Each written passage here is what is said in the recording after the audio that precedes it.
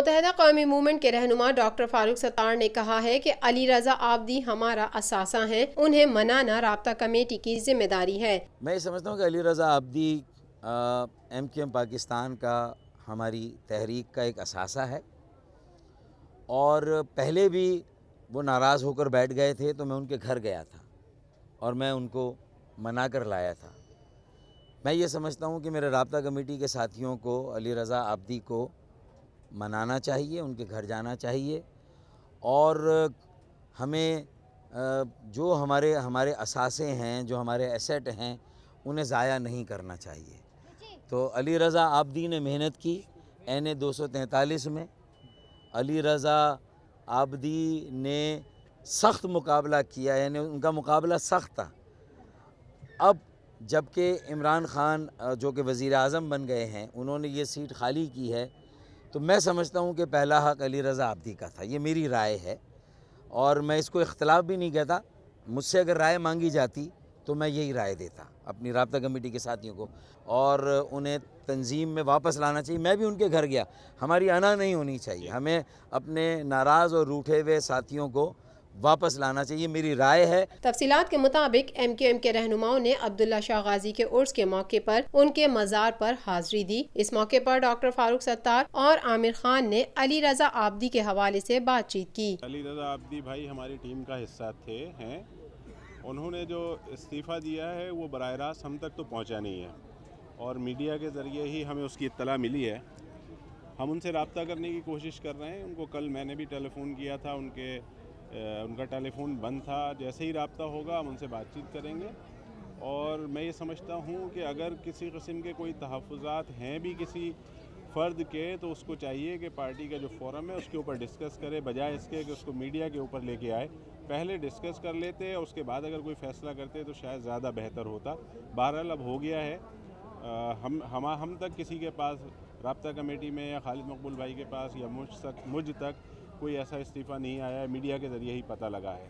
رابطہ کر رہے ہیں، دیکھتے ہیں کیا ہوتا ہے۔ رابطہ کمیٹی میں مجھے بھی نظر انداز کیا جا رہا ہے، مگر میں دل برداشتہ نہیں ہوا ہوں۔ انہوں نے عبداللہ شاہ غازی کے عرس کی مناسبت سے کہا کہ سندھ کی دھرتی پیار اور امن کی دھرتی ہے۔ میں سمجھتا ہوں کہ سندھ کی دھرتی ویسے بھی بہت امن، پیار اور آشتی کی دھرتی ہے، جہاں بہت سارے، میں سمجھتا ہوں کہ بزرگوں کی دعائیں ہیں، ان کا سایہ عافیت ہے، اور میں سمجھتا ہوں کہ یہ اللہ تعالیٰ کا خاص کرم ہے شاہ عبداللطیف بھٹائی کی اس امن کی، پیار اور محبت کی دھرتی پر، کہ یہ دعاؤں کا اور رحمتوں کا سلسلہ سالہ سال سے قائم ہے اور جاری اور ساری ہے۔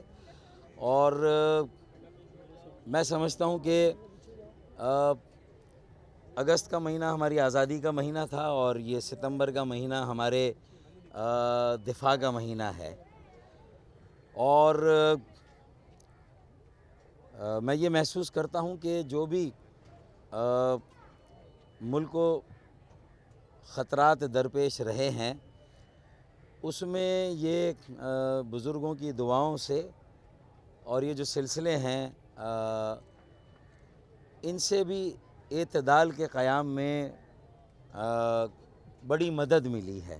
ماحولیاتی آلودگی کے خاتمے کے لیے درخت لگانے کی ضرورت ہے۔ پوری دنیا کو بھی، اور خاص طور پہ جس خطے میں ہم ہیں، اسے ماحولیات کی آلودگی سے بھی خطرہ ہے، اور اسی لیے ہم تو ایک عرصے سے لوگوں کو اس بات کی ترغیب دیتے ہیں کہ ہمیں درخت لگانے چاہیے، شجرکاری مہم کا اہتمام کرنا چاہیے، اور ہماری ان کوششوں سے، سالہ سال کی کوششوں سے، اب خدا کر کے یہ ایک قومی پالیسی بھی بنی ہے، اور میں یہ سمجھتا ہوں کہ یہ بہت بڑی عفریت ہے، بہت بڑی لعنت ہے، یہ جو ماحولیات کی آلودگی ہے،